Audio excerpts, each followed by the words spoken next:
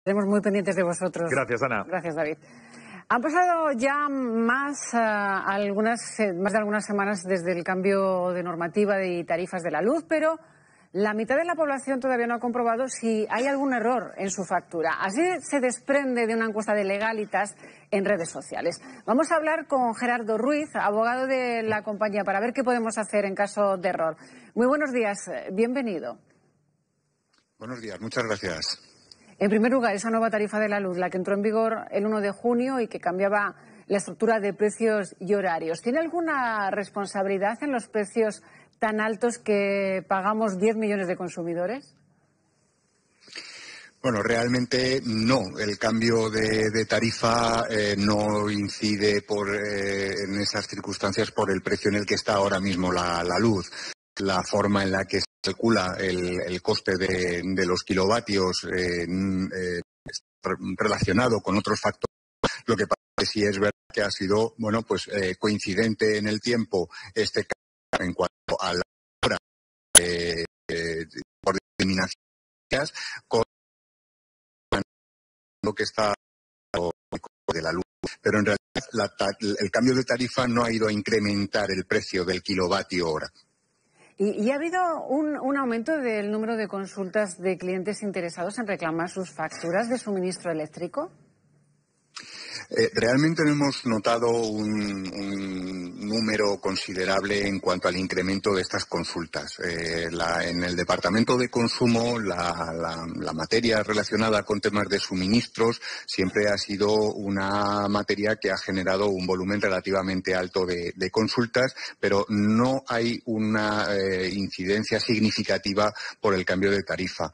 Lo que sí ocurre es que en los 2 meses que llevamos ya de entrada en vigor de esta normativa, estamos apreciando que cada vez más, a través de asociaciones de consumidores y usuarios, a través de las noticias que nos vienen desde la Comisión Nacional del Mercado de la Competencia, ha habido compañías que han aprovechado ese cambio para realizar algún tipo de modificación y no se ha informado debidamente a los consumidores, y en ese sentido, de la encuesta que nosotros hemos realizado y hemos testeado, la mitad de los consultados, de los clientes consultados, no había revisado su factura de la luz para comprobar si había apreciado algún tipo de anomalía. Claro. ¿Han detectado entonces errores de facturación, otras disconformidades por parte de los consumidores? Hemos detectado en algún caso, efectivamente. Aproximadamente de las consultas que hemos atendido, un 19% eran relacionadas con errores en la facturación por incrementos que se han producido sin ser realmente el consumidor consciente de ellos, o el cliente consciente de ellos. Bien porque no se ha explicado bien por parte de la compañía, o bien porque se ha hecho de manera un tanto encubierta. Claro. Señor Ruiz, yo no sé si tienen los consumidores elementos de juicio suficientes para detectar esos errores en las facturas o son demasiado complejas, casi imposibles de entender. Afortunadamente, en los últimos años, por la labor básicamente de la Comisión Nacional del Mercado de la Competencia, se ha ido intentando esclarecer el contenido y el significado de las facturas. Hay veces que resulta realmente complicado hacer una interpretación normal de ese documento.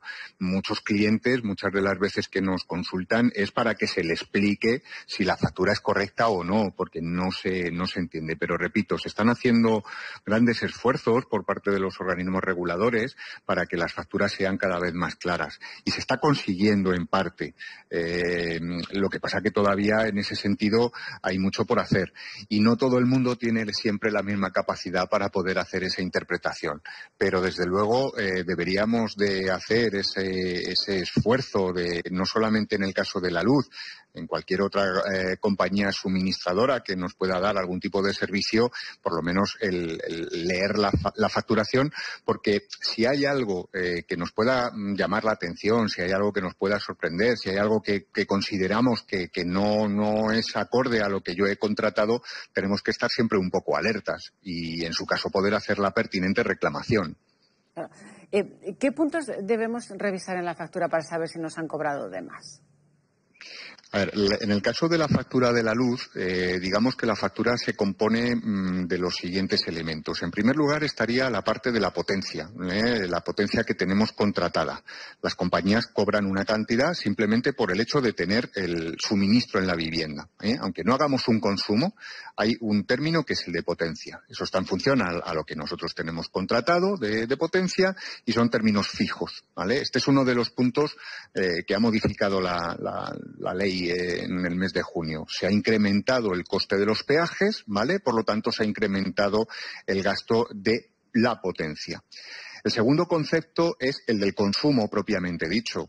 Cuanto más consumamos, más gastamos. Luego podemos entrar en los detalles de las tarifas que podamos tener cada uno de nosotros en nuestra casa o si somos la aplicación de la tarifa fija porque estamos en el mercado regulado. Pero el consumo es, en función a lo que consumamos, así gastamos. Luego hay otros conceptos como son el alquiler del contador, que es un término fijo también, mantenimiento, los seguros asociados a ese servicio y parte correspondiente a los impuestos. Podríamos elementos que mencionan, los dos más importantes son y todos tenemos siempre derecho a una reclamación por un importe indebido, una lectura errónea o un corte de suministro, por ejemplo. Por supuesto. Por supuesto, el hecho de que nos estén cobrando una factura en unas cantidades distintas a las que tenemos contratadas es un motivo de reclamación. El hecho de que haya interrupciones, no voy a decir puntuales, sino repetitivas en el punto de suministro es algo que afecta a la continuidad y a la calidad de la prestación del servicio y los consumidores también tenemos derecho a que las compañías nos indemnicen por ello. Entonces, sí, por supuesto, son motivos que pueden dar lugar a una reclamación. Claro. Revisar la potencia contratada podría ser una solución para pagar menos, ajustar lo más posible a nuestras necesidades. Efectivamente, el cambio que introdujo la normativa en el mes de junio era que desaparecía, por decirlo de alguna manera, las distintas modalidades tarifarias que había hasta este momento. Entonces, todos los consumidores hasta una potencia de 10.000 kilovatios contratados hemos pasado a tener una única tarifa, ¿vale? La 2.0 TD, que sin entrar en temas de carácter técnico, pues lo que viene a suponer es, les repito, la agrupación de diversas tarifas en una sola, porque es a partir de la discriminación horaria, que es lo que tanto ha generado revuelo, ¿no? En las horas valle, punta y llana, la que va a originar la confección de nuestra factura y el gasto que podamos hacer. Entonces, el tema de la potencia, lo que ha supuesto con esta modificación es que al haber dos periodos de lecturas, el valle y la hora punta, la ley permite que los usuarios podamos, en función a esos distintos periodos, adaptar nuestra potencia a aumentarla o a reducirla según las necesidades del punto de suministro, ¿no? No es lo mismo una vivienda que utilizamos para el uso doméstico y que habita solamente una persona, una vivienda donde puedan haber 4 o 5 miembros de la unidad familiar, o que esa misma tarifa se aplique al pequeño negocio, a la pequeña empresa y necesita adaptar por costes el importe del suministro, ¿no? Entonces sí, se puede cambiar. De hecho, existe la gratuidad para poder cambiar desde el 1 de junio hasta el 31 de mayo del próximo año. Han dado un periodo de un año para que los consumidores y usuarios, en función a esos cambios, puedan adaptar su tarifa. Esto ya es una cuestión que evidentemente no podemos trazar una línea gruesa, decir cuándo interesa o cuándo no interesa. Hay que ver cada caso particular en concreto en función al uso y al consumo que solemos tener. Además de la potencia, también hay que mirar la energía. ¿Quizás las tarifas con precio fijo son las más convenientes en estos tiempos de carestía? Pues mire, no me arriesgaría a decir ni que sí ni que no. Recuerdo hace tiempo que la Comisión Nacional del Mercado de la Competencia, allá por los años 2009, 2010, cuando se liberalizó el mercado de la energía, hizo unos cuadros comparativos, ¿vale?, en función a las ofertas que las propias compañías comercializadoras ponían a disposición de los ciudadanos. Y recuerdo que me resultó significativo ver cómo de tarifas en el mercado libre al mercado regulado, prácticamente en el año había un ahorro de 25 euros. No es un ahorro excesivamente grande. Entonces, bueno, repito, el tema de elegir la tarifa está en función a nuestras condiciones particulares, a nuestras características como consumidores, el tener en cuenta que en un domicilio puede habitar solamente una persona o una pareja, o un matrimonio con 2, 3 hijos, o un pequeño negocio, como he dicho antes, debido a que ahora también hasta los 10.000 kilovatios de contratación hemos entrado todos en la misma tarifa. Habría que analizar caso por caso realmente, pero no hay diferencias significativas. El único detalle a tener en cuenta es que las compañías comercializadoras, cuando realizan los contratos en el denominado mercado libre, pues que esa contratación pueda venir condicionada a por ejemplo, un contrato de mantenimiento, contratos de mantenimiento, seguros de mantenimiento de lo que hablaba antes como parte de las tarifas, de las facturas no son obligatorios por ley, ¿vale?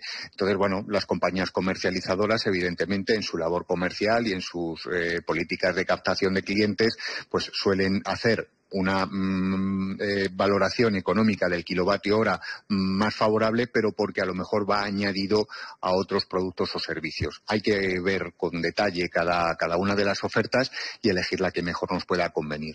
Señor Ruiz, ¿y qué es la doble potencia máxima contratada? Sí, era lo que comentaba antes, el tema que como se han estructurado, con independencia de lo que son las horas valle, o sea, las franjas horarias, las 3 franjas horarias en las que podemos realizar el consumo y es más caro el kilovatio hora, la tarifa lo que ocurre es que se distribuye en 2 tramos, el valle y el llano.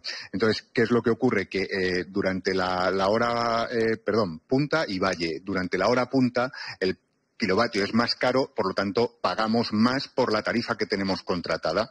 Por eso decía antes que la ley ha previsto la posibilidad de que los consumidores, en función a nuestras costumbres en el uso de la luz, pues que podamos adaptar las potencias y para la punta poder contratar una potencia, por ejemplo, más barata, en vez de 4.600 kilovatios, pues reducirlo a 3.600 kilovatios o viceversa, y en la hora valle incrementar la potencia porque el coste de la luz es más barato y voy a hacer más uso de ello. Entonces voy a necesitar más potencia en mi casa. Si la potencia la tenemos que vincular a lo que nos consumen los aparatos, ¿vale? Si yo voy a poner la lavadora, la secadora y voy a poner la lavavajilla y voy a planchar, evidentemente no me va a servir una esos kilovatios, porque lo que va a ocurrir es que si sumo los consumos de todos esos aparatos, me van a saltar lo que se dice los plomos. Entonces voy a tener que tener una potencia acorde al uso que yo voy a hacer. Cuanto más término de potencia tengo, cuanta más capacidad de potencia tengo contratada, más cara es ese concepto de la factura. Señor Ruiz, ¿y cuál es el procedimiento para presentar una reclamación? Sí, bueno, pues el procedimiento es relativamente básico, pero sencillo, pero claro, hay que conocerlo y muchas veces nos llaman porque se desconoce cuáles son esos pasos. Tengamos, en primer lugar, una reclamación por escrito a la compañía directamente, ¿vale? Que es la primera con la que tenemos que tratar de resolver el problema. Si esa reclamación que hagamos a la compañía, que puede ser pues un correo electrónico, puede ser una carta, cualquier medio que permita dejar una constancia del contenido de esa reclamación, si la compañía no contesta, no responde o la respuesta que me pueda dar sea negativa, podemos a partir de ahí valorar, dependiendo del tipo de reclamación que hagamos, el recurrir a dos instancias. Una serían los organismos de consumo, ¿vale?, a través de nuestras oficinas municipales de información al consumidor que están en los ayuntamientos, o la Junta Arbitral de Consumo, que es un organismo a nivel autonómico, o, dependiendo, repito, de la materia por la cual hagamos la reclamación, sería también competente la Dirección General de Industria de la comunidad autónoma. Para una mayor claridad y a los telespectadores, si voy a reclamar porque me están cobrando de más o porque me están cobrando unos conceptos que yo no he contratado en ese contrato con mi compañía, lo más recomendable es hacerlo por la vía de consumo, ¿vale?, a través de la OMIC, oficina municipal, o a través de las juntas arbitrales. Pero si tengo que reclamar cosas un poco más complejas, como pueden ser cortes en los suministros, interrupciones puntuales de manera muy reiterativa, o porque hay problemas con los aparatos de medida, está funcionando mal el contador y me están facturando mal, en estos casos es preferible dirigir la reclamación por esa otra vía que comentaba, la Dirección General de Industria, por cuestiones de competencia, por cuestiones de hasta dónde puede llegar cada uno de ellos a la hora de resolver esa reclamación. Muchísimas gracias por estar con nosotros esta mañana explicando con detalle cómo es nuestra factura de la luz y qué se puede hacer, cómo se puede reclamar ante posibles infracciones por parte de las compañías. Muy buenos días. Gracias a vosotros.